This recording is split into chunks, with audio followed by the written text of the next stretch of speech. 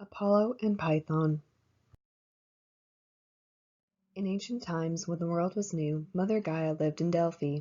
Delphi was the center of the earth, the perfect place for Gaia to work magic. There she took some mud and created Python, a fearsome snake to protect her as she lay in the sacred caves, divining the future. Even when Gaia left Delphi, Python stayed where he was, guarding the holy site. That is, until one day when Hera came to visit Python. He awoke from his deep slumber, opened his eyes, and looked at the goddess before him. She had been crying because her eyes were red, but all other traces of sorrow were now gone. Every line of her body was tense, and the air around her seemed to grow dark and heavy. Hera was furious. "What troubles you, O Queen of the Heavens?" Python asked. And so Hera told him of her husband Zeus and his wandering eye. Even though Hera was his queen and wife, Zeus often cheated on her with other women. A few days ago she had learned that Zeus cheated on her with shy Leto, the daughter of the Titans Chaos and Phoebe. Leto was carrying Zeus's twins, Apollo and Artemis. Hera's despair and anger moved Python, so he agreed to take part in her vengeance. For the first time since Gaia created him, Python left the sacred site of Delphi to hunt down Leto. The goddess was elusive, but Python was able to track her by her scent. He chased her all over the earth, through mountains and oceans, forests and fields.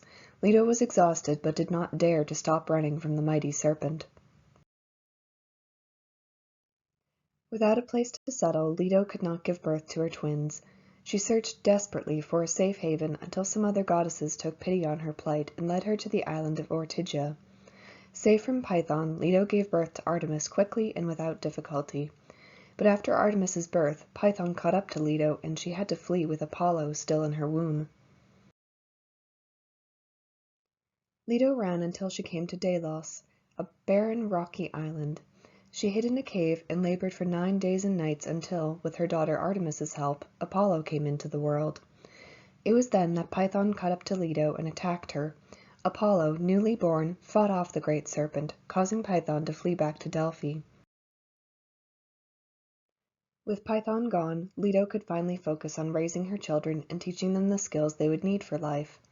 But ever-inquisitive Apollo, curious about the world outside Delos, would sneak away to the forge of Hephaestus to watch the god create weapons and armor for the other gods. Hephaestus became fond of Apollo, and after a few days he forged the young god a golden bow and silver arrows.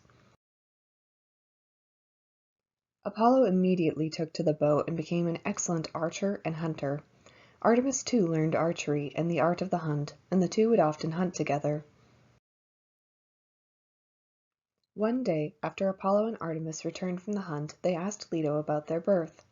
Leto told them of Python's pursuit of her, and how she had to flee across the world to escape him. Outraged by this mistreatment of his mother, Apollo vowed to find Python and make him pay for hurting Leto. No matter how much Leto begged him to stay, Apollo would not change his mind. He left with nothing but his bow and arrows. Since he was a skilled tracker, he followed Python's trail until he reached the sanctuary of Delphi. Python was waiting inside the sacred caves. He knew it was Apollo who approached because he recognized the scent, but he was biding his time, waiting for the right moment to strike. He began to slowly slither out of the cave while Apollo's back was turned. But Apollo was crafty. He knew Python would be waiting for him, so he pretended not to notice the serpent slithering silently toward him. As Python raised his head to strike, Apollo turned around and fired an arrow after arrow into the great snake, faster than the eye could see. It was only after Apollo fired 100 arrows that Python finally died. Now the shrine of Delphi belonged to Apollo, but even though his cause was just and his victory was fair, Apollo had polluted the sacred site by killing Python. In order to cleanse himself, Apollo had to spend 9 years in slavery to the king Admetus as a cowherder. After his penance, Apollo returned to Delphi and learned how to look into the future. Apollo also created the Pythian Games, held every 4 years at Delphi to celebrate and commemorate his triumph over Python. Apollo Lycaos. Within the walls of the Museum of Antiquities can be found this replica statue of the Olympian god Apollo holding a kithara, lyre.